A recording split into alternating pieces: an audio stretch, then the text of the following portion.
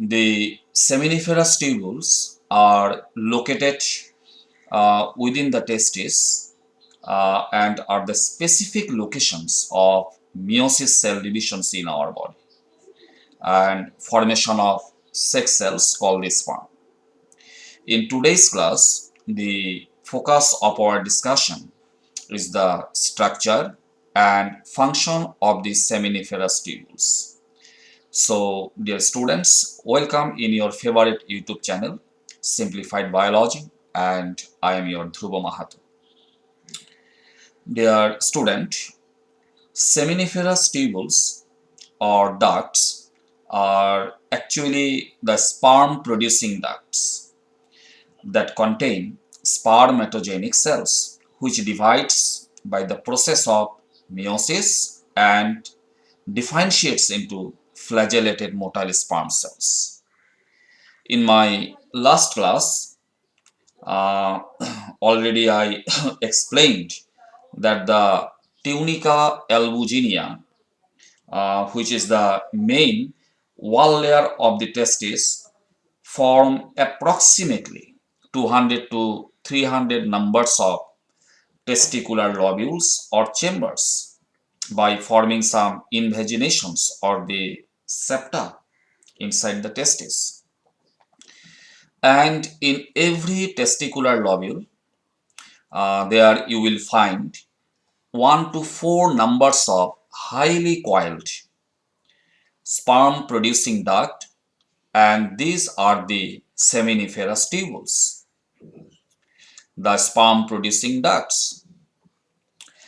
And regarding the size of the seminiferous tubules, every individual seminiferous tubules are roughly 50 to 60 centimeter in length, and in diameter they may be 50 millimicrons.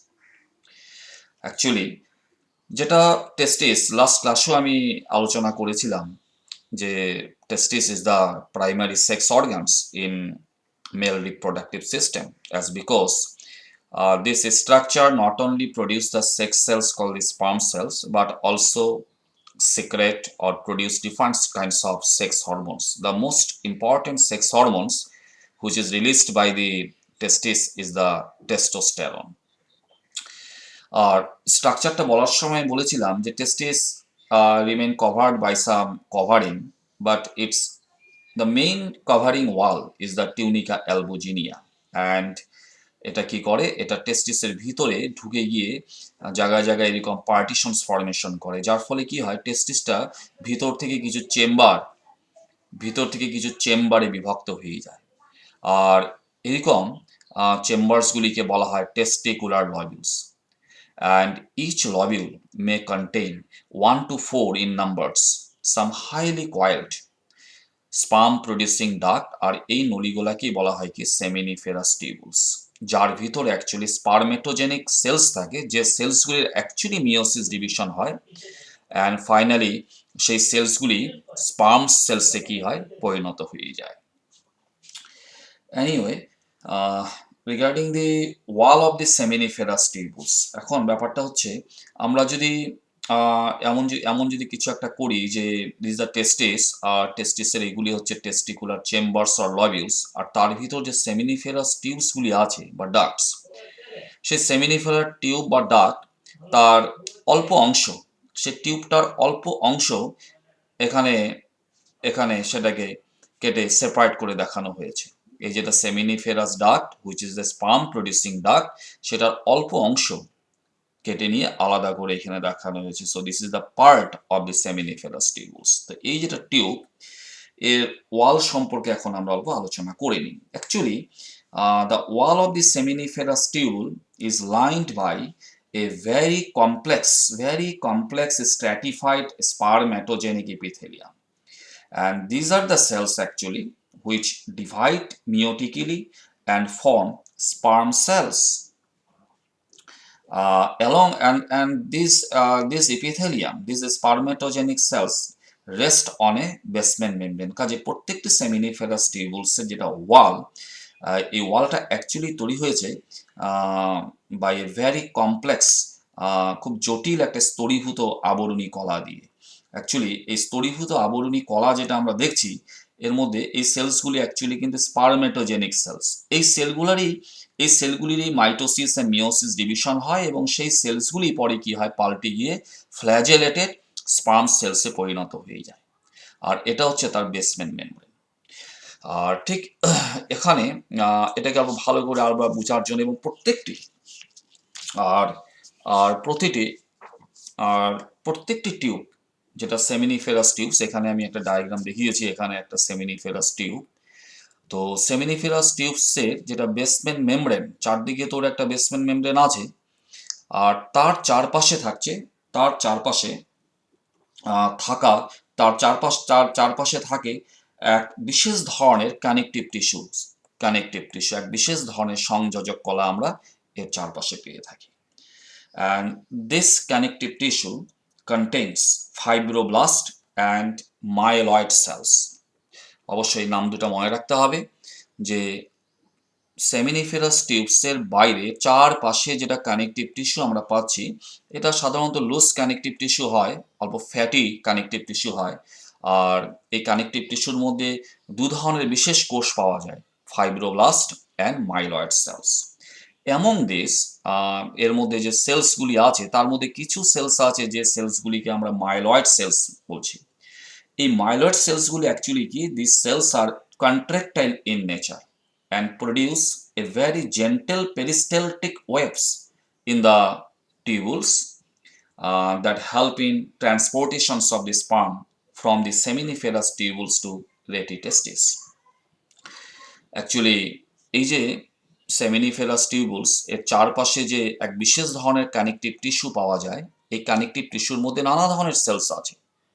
তার মধ্যে যে সেলসটার আমি নাম বললাম myeloid sales, এই সেলসগুলি অল্প contractile in nature, এগুলি সংকোচন এবং প্রসারণ হতে পারে। কাজেই এই যে এর মধ্যে যে মাইলয়েড নামের যে সেলসগুলি আছে, সেগুলির একবার সংকোচন প্রসারণ হওয়ার যেটা ওর যেটা নেচার, তার জন্য কি হয়, টিউবের মধ্যে সেমিনিফেরাস টিউবসের ভিতরে কি হয়, এক ধরনের একটা পেরিস্টালটিক মুভমেন্টস হয়। টিউবের ভিতরের মধ্যে একটা মুভমেন্টস স্টার্ট হয়, that is called peristaltic movements, and which pushes the sperm. আর ওই মুভমেন্টসের ফলে কি হয়, টিউবের ভিতরে যে স্পার্মসগুলি তৈরি হয়, টিউব কি করে, সেই স্পার্মসগুলিকে ধীরে ধীরে পুশ করতে থাকে টুয়ার্ডস দি রেটি টেস্টিস। কারণ এই সেমিনিফেরাস টিউবসগুলি এরপরে বের হয়ে গিয়ে রেটি টেস্টিসের সঙ্গে গিয়ে কানেক্ট হয়। সেটা আমি অবশ্য লাস্ট ক্লাসে কিন্তু আমি এক্সপ্লেন করে দিয়েছিলাম। এনিওয়ে, এছাড়াও দি testosterone, the male sex hormone secreting Leydig cells are also found scattered in this connective tissue sheet. যে এই যে সেমিনিফেরাস টিউব, এই টিউবের চারপাশে যে বিশেষ ধরনের কানেকটিভ টিস্যু থাকে, সেই কানেকটিভ টিস্যুর মধ্যে আবার টেস্টোস্টেরন নামের যেটা মেল সেক্স হরমোন, এই male sex hormone secreting Leydig cells, সেই লিডিক সেলসও কিন্তু আমরা এই কানেকটিভ টিস্যুর মধ্যে পেয়ে থাকি। আমি অল্প আগেও বলেছিলাম যে actually testis is a primary sex organ. It not only produces the sex cells but also produce the sex hormones. তো অ্যাকচুয়ালি টেস্টিসের মধ্যে এই সেক্স হরমোন সিক্রেটিং সেলসটার নাম কি? The name is the Leydig cells. এই লিডিক সেলসগুলি কোথায় পাওয়া যায়? This Leydig cells are found within the testicular chambers. এই লিডিক সেলসগুলিকে আমরা পাই উইদিন দ্য টেস্টিকুলার চেম্বার। আর এই টেস্টিকুলার চেম্বার বা টেস্টিকুলার যে লবিউলস, সেই লবিউলসের ভিতর কি আছে? Seminiferous tubes. কাজেই এই হচ্ছে সেমিনিফেরাস টিউবটা। কাজে প্রতিটা টিউবের চারপাশে যে বিশেষ ধরনের কানেকটিভ টিস্যু থাকে, সেই কানেকটিভ টিস্যুর মধ্যে স্ক্যাটার্ড অবস্থাতে থাকে এই হরমোন সিক্রেটিং সেলসগুলি, লিডিক সেলসগুলি। তাই বলা হয়েছে যে testosterone, the main mail sex hormones secreting Leydig cells are found scattered in this connective tissue. And this Leydig cells are, এখানে যে সেলসগুলি আছে তার মধ্যে কিছু সেলস আছে the hormone secreting Leydig cells, কিছু সেলস আছে ফাইব্রোব্লাস্ট, আরেক ধরনের সেলস আছে সেটা আমি বললাম, সেটা হচ্ছে মাইলয়েড সেলস, যেটা সেমিনিফেরাস টিউবসের মধ্যে একটা পেরিস্টালটিক মুভমেন্টস একটা ক্রিয়েট করে দেয়। Among this, the যেগুলি অ্যাকচুয়ালি লিডিক সেলস। হ্যাঁ, লিডিক সেলস আর অ্যাকচুয়ালি লার্জ সাইজ সেলস, এগুলি আকারে অল্প বড় হয়ে থাকে and polyhedral in shape with yellow pigments granules in them in their cytoplasm. আর এ কথাটাও আমাদের মনে রাখতে হবে যে এই লিডিক সেলসগুলি, the hormone secreting cells of the testis, এটাকে আবিষ্কার করেছিল কে? আবিষ্কার করেছিলেন ফ্রাঞ্চ ভন লিডিক। আর তার নাম অনুসারেই এই সেলসগুলির নাম রাখা হয়েছে Leydig cells. And regarding the functions of these cells, already I said that they are endocrine in nature. যে এই কানেকটিভ টিস্যুর মধ্যে যে লিডিক সেলসগুলি থাকে, এগুলো actually these are the endocrine cells, hormone secreting cells. And when our pituitary hormone LH, luteinizing hormone, or ICSH, interstitial cell stimulating hormone in men, works on this Leydig cells, যখন আমাদের পিউরিটারি gland থেকে যে পিউরিটারি hormone released হয়, সেই পিউরিটারি হরমোনটার নাম হচ্ছে ICSH in case of male, and the same hormone is also found in female, that is called LH, luteinizing hormone. In case of male, the hormone is named as ICSH, interstitial cell stimulating hormone.